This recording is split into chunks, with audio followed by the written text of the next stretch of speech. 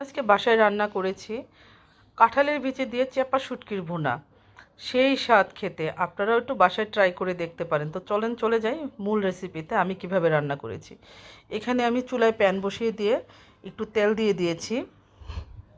যেহেতু শুটকি রান্না, তেলের পরিমাণ এবং পেঁয়াজের পরিমাণ সামান্য একটু বেশিই দিতে হয়, তা না হলে শুটকি মজা লাগে না খেতে। তো আমি তেল আর পেঁয়াজটাকে একটু ভেজে নিয়েছি এবং দিয়ে দিয়েছি একটু সামান্য পরিমাণ লবণ দিয়ে কাঁচামরিচ দিয়ে আবার একটু নেড়ে চেড়ে দিব। শুটকির তরকারিতে কাঁচামরিচ শুকনো মরিচ দুটোই ইউজ করতে হয়। তো আমি এখানে একটু আগে থেকে ধুয়ে পরিষ্কার করে রাখা চেপা শুটকিগুলো দিয়ে দিলাম। একটু পেঁয়াজ আর তেলের সাথে একটু নেড়ে চেড়ে দিব যাতে শুটকি মাছগুলো একটু হালকা নরম হয়ে যায়। তো আপনারা কি কখনো এই পদ্ধতিতে খেয়েছেন? এখন আমি দিয়ে দিব একটু রসুনের পেস্ট, আদার পেস্ট দিয়ে একটু ভালো করে নেড়ে চেড়ে নেব। শুটকিতে কিন্তু একটু রসুনটা বেশি দিতে হয়, কারণ আদার পরিমাণ কম লাগবে, রসুনের পরিমাণ বেশি লাগবে। তো যাই হোক, এখন আমি দিয়ে দিব একটু সামান্য পরিমাণ হলুদের গুঁড়া, দিয়ে দিব মরিচের গুঁড়াটা একটু বেশি দিব, একটু ঝাল ঝাল করে খাবো তাই। দিয়ে দিব সামান্য পরিমাণ একটু জিরার গুঁড়া। জিরার গুঁড়া বেশি দেওয়া যাবে না, তাহলে শুটকির গন্ধটা নষ্ট হয়ে যাবে।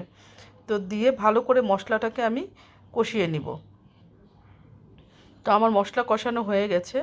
এখন আমি আগে থেকে কেটে রাখা কাঁঠালের বিচিগুলো দিয়ে দিচ্ছি। এই কাঁঠালের বিচিগুলো আমি অবশ্য এখন আমি ফ্রোজেন করে রেখেছিলাম, তাই সেই বিচি দিয়েই রান্না করেছি। আপনারা যখন সিজন থাকবে তখন টাটকা কাঁঠালের বিচি পোলে সেটাও রান্না করতে পারেন, সেটাও অনেক খেতে মজা হয়।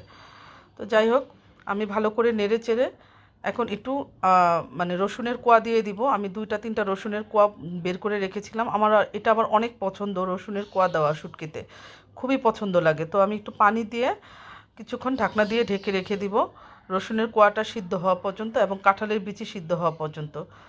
তো মোটামুটি আমার কাঁঠালের বিচি প্রায় সিদ্ধ হয়ে আসছে।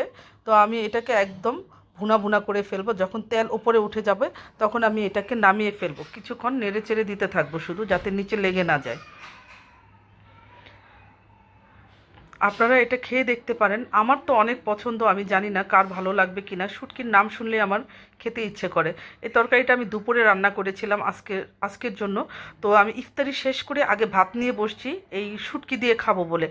মাশাল্লাহ, এত মজা হয়েছিল এই শুটকির তরকারিটা, আমি তো খেয়ে পুরো ফিদা হয়ে গেছি। আপনারা বলবেন যে না আপু নিজের রান্নার প্রশংসা নিজেই করছে। না আপু, আপনারা খেয়ে দেখবেন, যদি ভালো না লাগে তখন আমাকে বলবেন। অসাধারণ মজা হয়েছিল এই রান্নাটা। তো যাই হোক, এই যে মোটামুটি আমার পানি শুকিয়ে গেছে।